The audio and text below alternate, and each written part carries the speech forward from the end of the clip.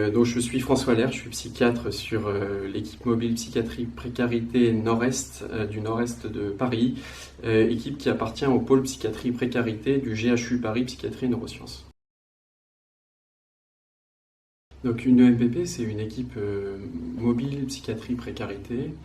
Ce sont des équipes pluridisciplinaires qui ont vu le jour à la fin des années 90, début des années 2000, voire après. Ce sont des équipes qui ont vocation à faire de l'aller vers, c'est-à-dire voir les gens les plus désinsérés, les plus loin des soins. Ce sont des équipes pluridisciplinaires et qui vont s'appuyer ou s'ancrer sur le réseau médico-social et associatif de la ville. Donc nous, on a vocation à rattacher les gens vers les soins psychiatriques, ceux qui sont le plus loin justement des soins. Donc ce sont des missions qui sont assez transversales. Nous, on a deux missions principales qui sont d'une part pouvoir justement faire de l'aller vers et essayer de rencontrer les gens qui ont besoin de soins, qui ont des symptômes manifestes mais qui ne le demandent pas forcément. Ça, c'est la première mission. Donc c'est des gens qui peuvent encore habiter chez eux, qui peuvent parfois être dans la rue, parfois fréquenter certains lieux comme des accueils de jour. La deuxième mission, c'est celle d'appuyer justement tout le réseau associatif ou tout le champ médico-social en rencontrant des gens qui nous signalent, des patients qui souffriraient ou qui souffrent et qui, eux, pour le coup, demandent à être soignés ou à être en lien ou à être aidés sur le plan psychiatrique ou le plan de la santé mentale. En faisant aussi de l'aide aux aidants, de l'appui, des missions d'appui, de soutien aux équipes ou des actions de formation. Ça, c'est les deux missions principales qui nous gouvernent. La troisième, qui est un petit peu annexielle, qui n'est pas forcément mentionnée, nous, dans la feuille de route, c'est celle de tout le travail de veille sanitaire ou sociale des territoires qui nous incombent. Donc nous, pour l'équipe, pour le MPP Nord-Est, c'est le 10e arrondissement, le 19e et le 20e. Donc la question de la santé mentale, elle est fondamentale. Il y a différentes dimensions qui vont rentrer en jeu. La première, c'est celle du temps présent, qui est sans doute la plus importante, même si elle est assez mésestimée. C'est celle des procédures auxquelles ces personnes vont devoir se soumettre et qui vont générer du stress, de l'anxiété, de la nervosité, de l'irritabilité, de l'incertitude. Et tout ça, c'est assez pathogène. Va venir se rajouter à ça, aussi greffer tout ce qui relève des violences, qui souvent ont été connues à de multiples reprises, à de multiples endroits dans le pays d'origine, tout ce qui va relever des persécutions, et qui sont parfois les raisons du départ, même souvent. Sur le parcours, et là aussi ça a été documenté dans les déserts, dans certains pays, en lien aussi avec des réseaux et des trafics, tout le trafic d'êtres humains. Dans la Méditerranée, là aussi c'est des choses qu'on nous rapporte souvent.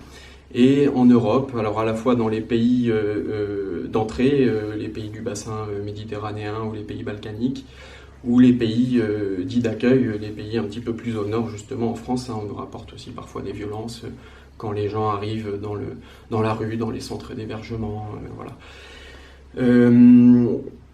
Et puis la dernière composante, c'est tout ce qui va être lié à l'exil, le désancrage de sa terre, des siens, les difficultés liées au langage, à l'adaptation au nouveau monde. Voilà, donc ces trois composantes vont agir de manière synergique, vont venir finalement créer des tableaux qui sont assez complexes, assez protéiformes. Et nous, on va essayer de trouver des solutions, donc soit être dans une démarche assez symptomatique, en restaurant par exemple le sommeil, ou en venant essayer d'apaiser, de consoler, ou de réduire les angoisses par exemple. Parfois, il y a besoin de traitements un peu plus chroniques, type antidépresseurs, parfois même des antipsychotiques, pour des gens qui souffriraient d'une autre manière. Il y a tout le travail de lien qui va permettre aussi d'envelopper et de réinstaurer parfois un espace de parole, un espace où le subjectif va reprendre ses droits. Et puis nous, on va aussi travailler avec le réseau pour pouvoir les orienter vers des partenaires pour compléter notre prise en charge et pour qu'ils puissent avoir des activités, s'insérer, apprendre la langue, un petit peu moins penser aussi. Donc les tableaux cliniques des gens nous qu'on suit vont être assez différents d'une situation, d'une personne à l'autre.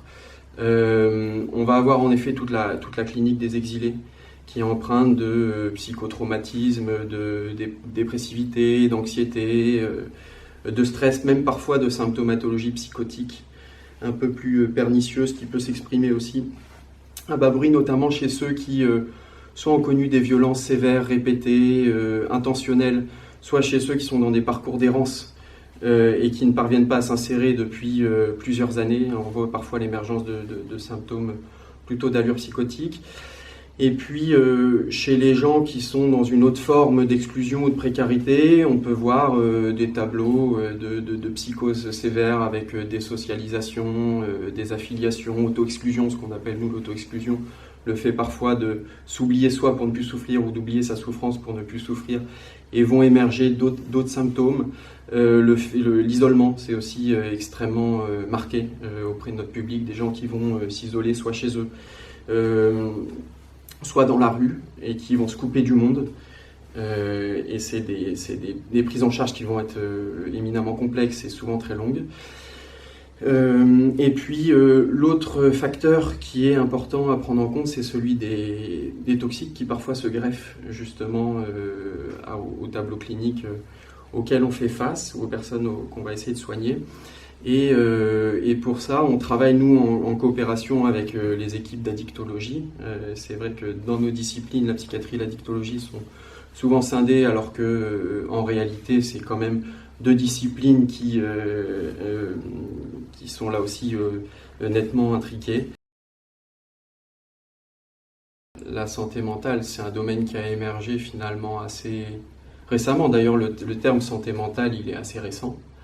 Finalement, il se substitue sans se superposer parfois au terme de psychiatrie, mais on ne parle pas exactement des mêmes choses quand on parle de psychiatrie et de santé mentale. La santé mentale, ça couvre un territoire qui est nettement plus large. Je pense qu'il a été longtemps mésestimé en raison de certains tabous ou du fait de ne pas parler de ce qui relevait de cet intime-là, de ce réel-là. Mais après, il y a des liens qui sont cette dialectique, cette séparation corps-esprit. En réalité, elle n'a pas forcément lieu d'être, puisque les maladies de l'âme ont un impact sur les maladies du corps et inversement. Donc, ces deux dynamiques qu'on a, nous, souvent tendance à séparer, en réalité, ça ne fait qu'un.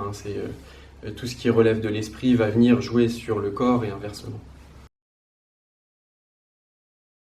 Quelques messages. Le premier, c'est de dire que l'accueil est, à mon sens, l'unique solution et qu'on ne peut pas soigner si on n'accueille pas. Ça, je pense que c'est le message fondamental. Et que accueillir, c'est pas uniquement un geste qui leur servirait eux. Je crois que accueillir, c'est aussi nourricier pour soi. Je pense que c'est le premier grand message. Et puis peut-être souligner la force et le courage de ces personnes qui nous bluffent assez souvent par leur capacité à résister, à rester debout malgré les épreuves qui se succèdent et malgré cette cumulation de malheurs ou de peines. Et puis en miroir aussi saluer le travail de tous ceux qui œuvrent au quotidien justement auprès de ces personnes-là, à aider, à soutenir, à consoler, à réparer parfois ces corps ou ces esprits qui souvent ont été meurtris et bien abîmés.